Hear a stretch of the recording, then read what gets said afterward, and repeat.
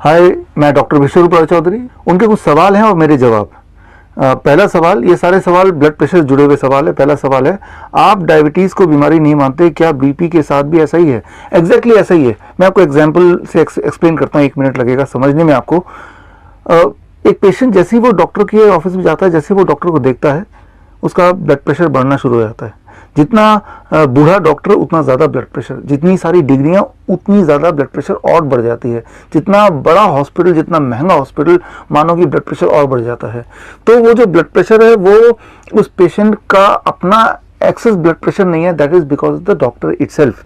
और जैसे ही वो हॉस्पिटल से बाहर निकलता है, ब्लड प्रेशर दोबारा नॉर्मलाइज हो जाता है। इसे कहते हैं मेडिकल भाषा में व्हाइट कोट सिंड्रोम। और ये देखा कि 80% पेशेंट्स जो प्रेजेंटली दवा ले रहे हैं, उनका जो बढ़ा हुआ ब्लड प्रेशर होता है वो दरअसल व्हाइट कोट सिंड्रोम का शिकार है, ना कि इन रियलिटी वो ब्लड प्रेशर के पेशेंट्स हैं। सो 80% लोग आप में से जो लोग दवा ले रहे हैं, एक्चुअली आपको दवा की आवश्यकता ही नहीं है, वो सिर्फ मोमेंटरीली होता है। आपका अगला सवाल है, बीपी बढ़ना ज़्यादा खतरनाक है या कम होना? कैसे समझ आता है कि बीपी कंट्रोल में नहीं है? देखिए, बोथ द वेज। बहुत ज़्यादा होगा तो भी दिक्कत आ सकती है, बहुत कम रहेगा हमेशा तो भी दिक्कत आ सकती है। अब बहुत ज़्यादा कितना होता है? 160/100 से नीचे कुछ भी है तो वो बहुत ज़्यादा नहीं मानेंगे। हाँ, 160 से by100 लगातार रहता है, घर पे भी, हर मौके पे भी, तो उसे ज़्यादा बोल सकते हैं। सिमिलरली 100/60 तक ओके है, उससे नीचे लगातार रहता है तो वो कम बोल सकते हैं। लेकिन यहाँ भी जैसा आपने पूछा है कि कैसे पता चलेगा बीपी ज़्यादा है या कंट्रोल या कम है? जब आपको डिस्कम्फर्ट होगा, हेडेक होगा, लेथार्जिक होगा, वीकनेस होगा, तो ये सारे इंडिकेशंस हैं कि blood pressure is not in the right place. So अगर कोई सिम्टम नहीं है तो जो आपका ब्लड प्रेशर है वो आपके लिए ठीक ब्लड प्रेशर है, need not to worry about it. आपका अगला सवाल है, रिसर्च कहती है कि मोबाइल फोन से भी बीपी बढ़ सकता है, आपके अनुभव से क्या सचमुच ऐसा होता है? डायरेक्टली ऐसा नहीं होगा, एक दिन में ऐसा नहीं होगा। इनडायरेक्टली लॉन्ग रन में मोबाइल यूजर्स के बॉडी में ट्यूमरस ग्रोथ होने के चांसेस बढ़ जाते हैं, और जब जब ट्यूमर बढ़ते आएंगे, आपके बॉडी में ज़्यादा होंगे, तो उससे इनडायरेक्टली ब्लड प्रेशर भी बढ़ेगा।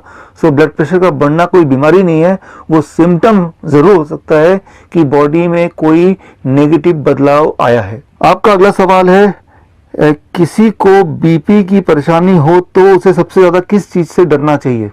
2 चीज़ों से। पहला सॉल्ट, वाइट सॉल्ट, और दूसरा तेल। ये 2 हैं आपके सबसे बड़े दुश्मन। ये दोनों चीज़ आप कम कीजिए, छोड़ दीजिए।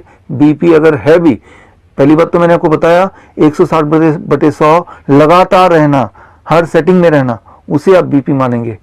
आपका अगला क्वेश्चन है, गुस्से में बीपी बढ़ना एक मुहावरा या व्यंग्य की तरह लिया जाता है, क्या गुस्से लोग बीपी का ज़्यादा शिकार होते हैं? देखिए, गुस्से में आंसर इज यस।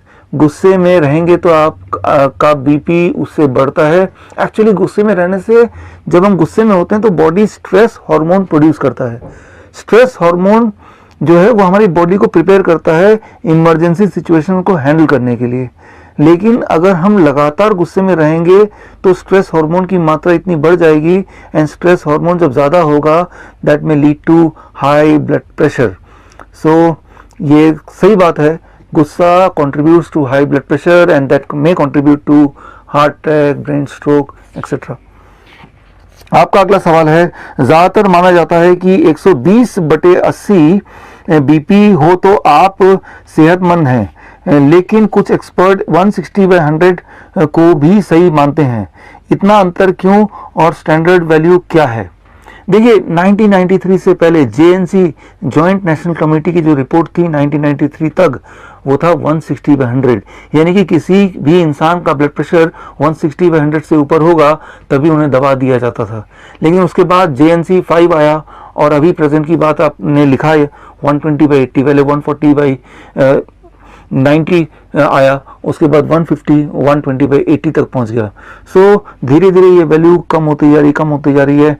ये कोई अचंभे की बात नहीं होगी कि इस साल के अंत तक आप देखेंगे कि स्टैंडर्ड 120/80 से कम होकर 115/75 ही रह गया।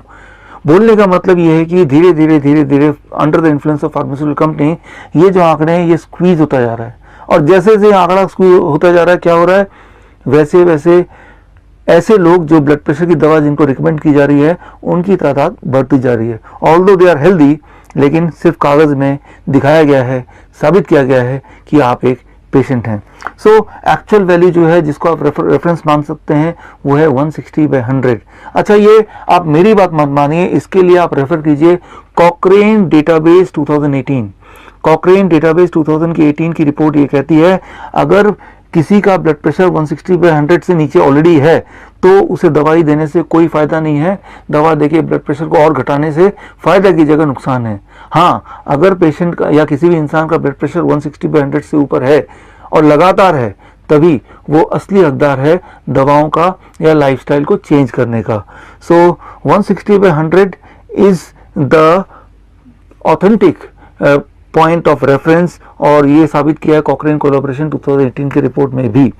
आपका अगला सवाल है, डायबिटीज कंट्रोल की तरह क्या खाने पीने की आदतों का कोई फॉर्मूला है जिससे हर कोई अपना बीपी कंट्रोल कर सके? फॉर्मूला है बहुत ही आसान।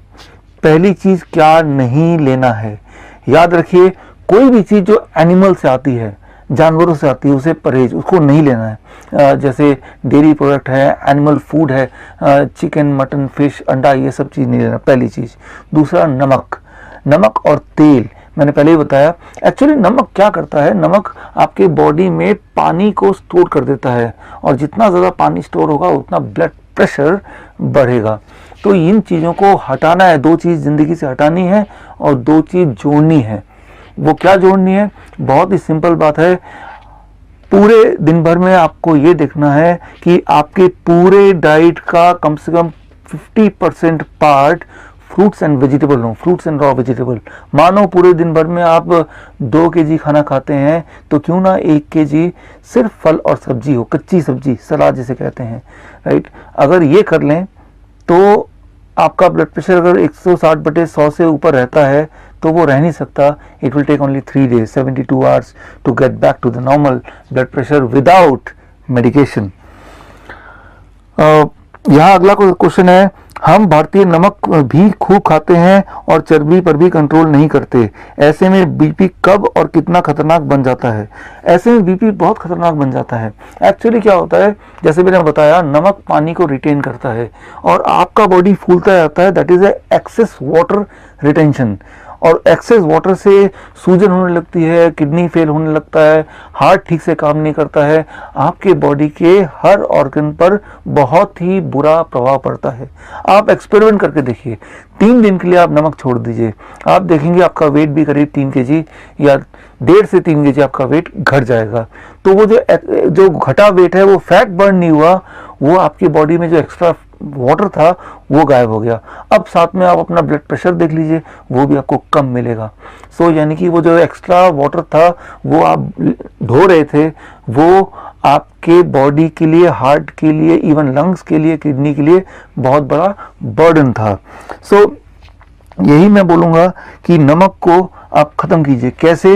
एक याद रखिए बात, बहुत ही सिंपल, इंसान का बना हुआ कोई भी वस्तु में नमक खूब होता है, सोडियम बहुत ज़्यादा होता है, बिस्किट है, ब्रेड है, कोई भी पैक्ड फूड है, और भगवान के बने हुए किसी भी वस्तु में सोडियम, नमक बहुत ही कम होता है, जैसे fruits and vegetables, nuts, seeds, green leaves. So आप कोई भी चीज़ जब खाएं तो अपने आप से पूछिए ये भगवान ने बनाया या इंसान ने बनाया? भगवान ने बनाया तो फौरन खा लीजिए, उसे कुक करने की आवश्यकता नहीं है। ऐसा कर पाएंगे तो आपकी बीपी अगर बढ़ी है तो घट जाएगी, और बढ़ी नहीं है तो बढ़ेगी नहीं। अगला क्वेश्चन यह है, क्या बच्चों को भी बीपी की समस्या होती है? बच्चों को बीपी की समस्या होती है, डेफिनेटली होती है। अगर हाँ तो किस उम्र से और किन बातों का ध्यान रखना चाहिए? करीब 15 साल, 16 साल। उससे पहले बॉडी क्या करता है, बॉडी का एकोमोडेटिव मैकेनिज्म है, डाइवर्जन मैकेनिज्म है, जिसकी वजह से वो सॉल्ट कितना भी खाएंगे, चर्बी कितना भी खाएंगे, उसके बाद भी ब्लड प्रेशर एक पर्टिकुलर रेंज के अंदर ही रहेगा, because it will contribute to something else, right. वो बर्डन करेगा हार्ट और बर्डन करेगा किडनी पे ब्लड प्रेशर को मेंटेन करने के लिए। लेकिन 16 साल के बाद ये मैकेनिज्म बॉडी का धीरे धीरे एकोमोडेटिव जो मैकेनिज्म है वो कम होने लगता है। As a result of that 16 साल के बाद भी बच्चे बीपी के पेशेंट बनना शुरू हो जाते हैं। बीपी का पेशेंट मतलब ब्लड प्रेशर हाई 160/100 से। लेकिन ब्लड प्रेशर एक सिम्टम है, वो कोई बीमारी नहीं है। ब्लड प्रेशर ज़्यादा का मतलब ये है कि बॉडी में कुछ गड़बड़ है। हमारे बॉडी का जो ब्लड वेसल है वो लगभग 1 लाख किलोमीटर तक है और वो ब्लड फ्लो कर रहा है। और होता क्या है कि अंदर ब्लॉकेज हो जाते हैं। जैसे जैसे ब्लॉकेज होता है तो डायमीटर कम होने लगता है। जैसे जैसे डायमीटर कम होने लगता है सो ब्लड प्रेशर बढ़ने लगता है, ब्लड प्रेशर बढ़ जाता है। सो जब भी ब्लड प्रेशर ज़्यादा होगा किसी का लगातार, इसका मतलब उसके बॉडी के अंदर, पूरे बॉडी में हजारों जगह पे ब्लड वेसल्स के अंदर छोटे छोटे ब्लॉकेजेस हैं। और वो कई सारे जब ब्लॉकेज बन जाते हैं तो बॉडी एकोमोडेट करने के लिए, ब्लड सर्कुलेट करने के लिए ठीक से ब्लड का प्रेशर ऑटोमेटिकली बढ़ा देती है। सो ब्लड प्रेशर प्रॉब्लम नहीं है। प्रॉब्लम यह है कि बॉडी में इंडिकेशन है कि बहुत सारे छोटे छोटे ट्यूमरस ग्रोथ है या ब्लॉकेजेस हैं। सो अगर आप दवा लेके ब्लड प्रेशर को घटाएंगे भी तो भी जो मेन कॉज है, कॉज तो ब्लॉकेज है, वो तो वहीं का वहीं है। तो कॉज वहीं का वहीं है, यानी कि आप जब भी दवा लेते हैं ब्लड प्रेशर घटता है, but at the cost of making you more sick. आपके हार्ट को कमज़ोर करके मेडिसिन आपके ब्लड प्रेशर को घटाती है, ना कि उस ब्लॉकेज को हटा के। लेकिन अगर आप अपने 50% डाइट भी फ्रूट्स एंड वेजिटेबल का कर दें, कच्ची सब्जी और फल का कर देंगे 50% डाइट, तो धीरे धीरे ब्लॉकेज कम हो जाएगा। करीब 1 महीने से 3 महीने में। कैसे पता चलेगा ब्लॉकेज कम हो गया? बड़ा सिंपल, आपका ब्लड प्रेशर नीचे आने लगेगा, आपकी एनर्जी लेवल बढ़ने लगेगी, आपका एक्सेस वाटर रिटेंशन कम होने लगेगा, आपके बॉडी में जो सूजन रहता होगा तो वो गायब हो जाएगा। ये सारे इंडिकेशन है। अगर आप सीढ़ियों में चढ़ेंगे तो किसी को एंजाइना था तो वो एंजाइना नहीं रहेगा। तो ये सारे इंडिकेशन है। अब अगला आखिरी सवाल आपका है, 10वां सवाल। आप बीपी की दवा कंपनियों और बाजार का फैलाया हुआ डर कहते हैं, ऐसा क्यों? देखिए, ब्लड प्रेशर की जो दवा है, जैसे ही आप लेंगे तो सबसे पहली बात, ब्लड प्रेशर की दवा पे 2 साल तक रहेंगे तो आपका ब्लड शुगर भी बढ़ने लगेगा, कोलेस्ट्रॉल भी अनयूजुअली बढ़ने लगेगा, राइट। तो मतलब एक दवा से 2 और दवाइयाँ आपको अल्टीमेटली लेनी पड़ेंगी। 73% पेशेंट जो ब्लड प्रेशर की दवा लेते हैं वो ब्लड शुगर की दवा भी लेते हैं, कोलेस्ट्रॉल की दवा भी लेते हैं।